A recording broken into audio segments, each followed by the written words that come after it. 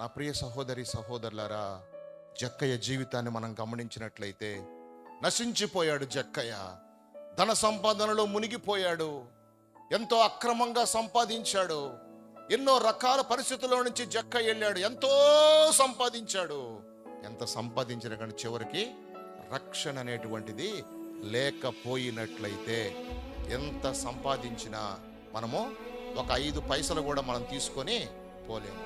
అందుకే జక్కయ్య తన యొక్క కుటుంబానికి ఒక పరిమళ వాసనగా ఉన్నట్లుగా మనము జ్ఞాపకం చేసుకుంటున్నాం. పరిమళ వాసనగా ఉన్నాడండి తన యొక్క కుటుంబానికి.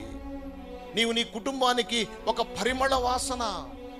నీవు నీ కుటుంబాన్ని ఒక మంచి స్థితిలో ఉంచగలిగినటువంటి సామర్థ్యాన్ని దేవుడు నీకు ఇవ్వగలిగినటువంటి దేవుడు, ఇచ్చినటువంటి దేవుడు.